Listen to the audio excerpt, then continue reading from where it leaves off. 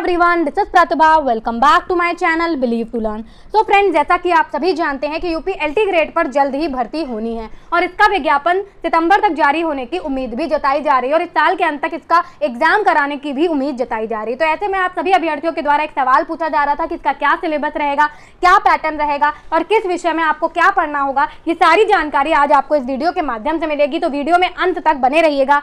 पसंद आए तो लाइक और शेयर कर दीजिएगा और चैनल पर नए हैं तो उसको सब्सक्राइब और बेल आइकन को भी प्रेस कर लें महत्वपूर्ण अपडेट और गाइडेंस ऑथेंटिक जानकारियों के लिए। तो चलिए शुरू करते हैं। तो दोस्तों, सबसे पहले तो मैं आपको इसका पैटर्न एक बार बता दूं कि अगर आप जाने तो 150 के जो क्वेश्चन पेपर है वो आता है। इसमें से आपका 120 मार्क्स का जो आपका सब्जेक्ट है, जैसे आपने टीजीटी पीजीटी में साइंस से किया या आप कह सकते हैं कि बायोलॉजी से किया, इस तरीके से उसी तरीके से जो भी सब्जेक्ट आप लेंगे एलटी ग्रेड में, उसमें 120 मार्क्स के 120 क्वेश्चन आएंगे उस मेन सब्जेक्ट से।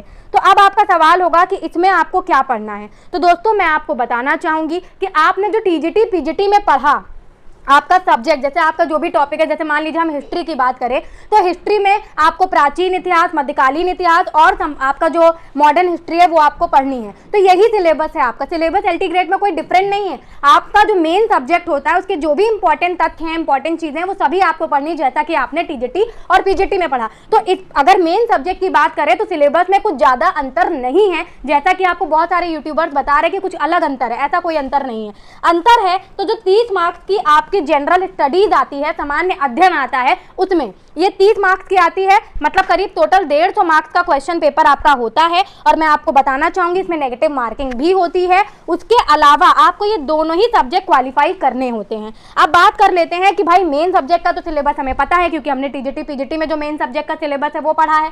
ठीक है, आपको अपना सब्जेक्ट पूरी तरीके से उसमें पकड़ बनानी है और एलटी ग्रेड के जब आप क्वेश्चन पेपर देखेंगे तो आप देख सकेंगे कि बिल्कुल टीजीटी पीजीटी का ही पैटर्न होता है, लेकिन आपका जो जनरल स्टडी वाला पैटर्न होता है वो थोड़ा अलग होता है। तो उसको हम डिस्कस कर लेते हैं कि उसमें क्या आता है, क्योंकि इससे रिलेटेड बहुत सारे अभ्यर्थी सवाल पूछ रहे थे। तो दोस्तों, समान अध्ययन का पाठ्यक्रम आप देख सकते हैं, ये पिछले वर्ष का है और इसी के आधार पर ही आपको इस वर्ष भी पेपर देना होगा। तो भारत का इतिहास एवं भारतीय राष्ट्रीय आंदोलन में आपका जो चीजें आती हैं, जैसे कि भारत इतिहास के अंतर्गत जो सामाजिक, आर्थिक और राजनीतिक पक्षों के सामान्य जानकारी पर महत्व क्या है, भारतीय राष्ट्रीय आंदोलन पर अभ्यर्थियों से स्वतंत्रता आंदोलन, राष्ट्रीयता की जो बातें हैं और स्वतंत्रता प्राप्ति के संबंध में जो जानकारी है, वो सारी चीज़ें आपसे पूछी जाएंगी। मतलब राष्ट्रीय आंदोलन जो है उससे रिलेटेड आपसे क्वेश्चन पूछे जाएंगे। उसके अलावा भारत एवं विश्व का भूगोल आपको पढ़ना होगा। इसमें आपको बेसिक जानकारी कि भारत के भूगोल के अंतर्गत देश के भौतिक, सामाजिक और आर्थिक भूगोल से संबंधित जो प्रश्न होंगे, विश्व भूगोल में विषय की केवल सामान्य जानकारी अपेक्षित है। मतलब आपका ऐसा नहीं है कि भूगोल में आपको कोई पीएचडी करनी है। अगर आपका सब्जेक्ट भूगोल है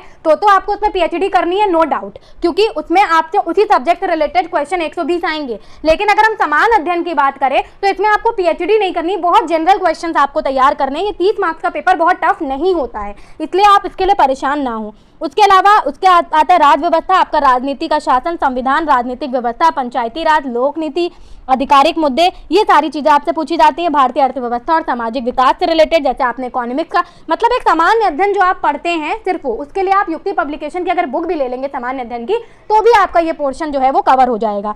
उसके अलावा राष्ट्रीय एवं अंतर्राष्ट्रीय महत्व की सामयिक घटनाएं, हाँ, ये एक इंपॉर्टेंट चीज है कि आपका जो करंट अफेयर है वो इसमें आता है और इसमें खेल कूद से संबंधित प्रश्न ज़्यादा होते हैं। भारतीय कृषि की बात करें तो इसमें कृषि उत्पाद और उसमें किस तरीके से जीडीपी का कितना पार्ट वगैरह कृषि में यूज होता है, ये सारी चीज़ें। और सामान्य विज्ञान में आपका सामान्य विज्ञान के प्रश्न होंगे, दैनिक अनुभव, विटामिन पूछ लिया, ये सारी चीज़ें आती है। उसके अलावा प्रारंभिक गणित, हाई स्कूल स्तर तक एक जो अंक गणित होती है, मतलब बेसिक गणित होती है, उसके 1-2 क्वेश्चन आपसे पूछे जाएंगे। मैं जल्दी इस पर एक विश्लेषण वाला वीडियो बनाऊंगी जिसमें मैं आपको बताऊंगी कि किससे कितने प्रश्न जो है वो सामाजिक अध्ययन में पूछे जाते हैं, समान अध्ययन में पूछे जाते हैं। अब आपको मैं बताना चाहूंगी कि अभ्यर्थियों से यह अपेक्षित होगा कि उत्तर प्रदेश के जो आप परिप्रेक्ष्य में उपयुक्त विषय का उन्हें सामान्य परिचय हो। मतलब उत्तर प्रदेश की अगर हम बात करें तो यूपी से रिलेटेड आपको बेसिक जानकारी होनी चाहिए। तो आई होप सो कि सिलेबस का कॉन्सेप्ट जो आपका दिक्कत कर रहा था वो आपको क्लियर हो गया होगा। वीडियो पसंद आया हो तो लाइक और शेयर जरूर कर दो। जल्द ही किससे कितना आता है, आपको कौन सी बुक्स पढ़नी चाहिए, इन पर भी हम वीडियो बनाने वाले हैं, तो बने रहिए हमारे साथ। नमस्कार।